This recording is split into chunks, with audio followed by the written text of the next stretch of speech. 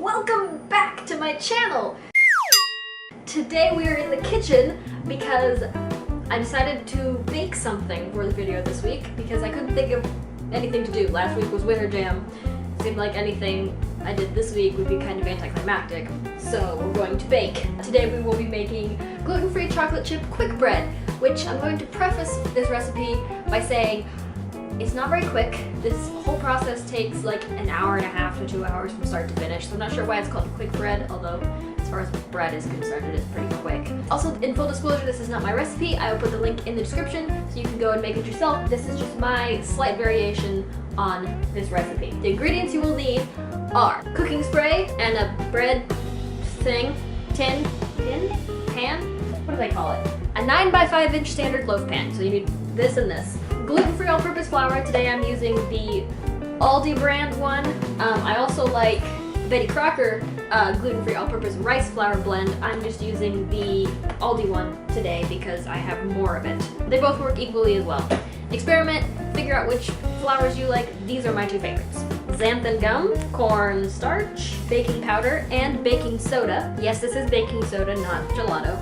It's just in a gelato container. Salt, sugar, 6 tablespoons of butter, softened to room temperature for at least an hour, a cup of plain or vanilla yogurt, also left at room temperature for at least an hour. We like to use the vanilla yogurt, but use whatever you like. I prefer using whole milk yogurt. If you can't find whole milk yogurt, just don't get non-fat or Greek yogurt because it messes up the recipe. It's gotta have some fat in it, so that's a tip.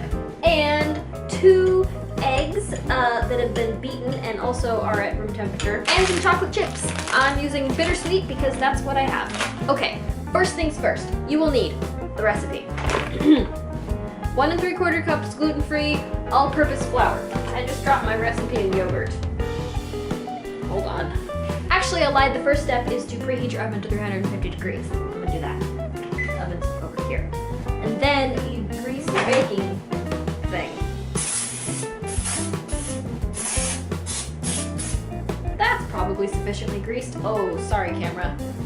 I just sprayed a bunch of cooking spray on you. Now you need the flour. So you're going to take 1 3/4 cup of gluten-free all-purpose flour, 1 1/2 and 3/4. Then you will add 6 tablespoons of cornstarch. 1, 2, 3, 4. Running out of cornstarch. 5, and the rest of it. 6. That's how we measure here. And now I have cornstarch all over my hands. Then you will need 1 teaspoon of xanthan gum, 1 1/2 teaspoons of baking powder, 1 1/2 teaspoon of baking soda, and 1/2 teaspoon of salt, and 3/4 cups of sugar. 1, 2, 3. Then you will take a spoon and mix it all together until it's all incorporated with each other.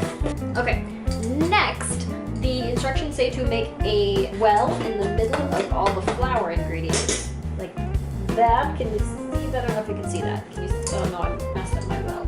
And then you're going to add each of your wet ingredients one at a time. So I usually add the yogurt first, so I'm going to add that to the middle of that well thingy.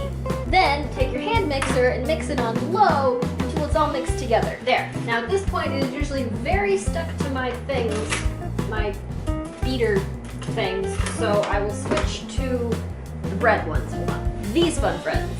Pro tip, use the new beater attachments to scrape off the old beater attachments, because that means less dishes. Okay, now I'm going to add the butter and then mix until that is all combined. What help if I plugged in my mixer? And then add the eggs and mix until that is combined. Here's what it looks like. And then you're going to add your chocolate chips. I like to add about a cup-ish, I think. I'm not really sure how much it is. I just kind of eyeball it, add what looks good to me. And mix. Whoop, whoop, I lost a chip. And mix. I'm gonna add a little bit more.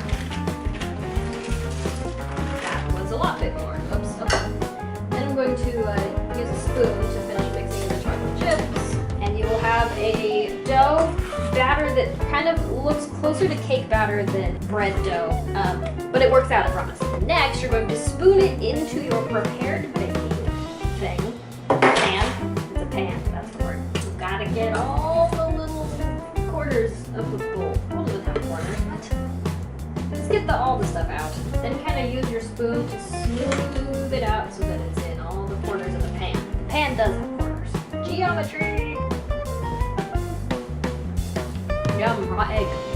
Now you're going to take it and you're going to put it into your 350-degree oven for 30 minutes. In you go.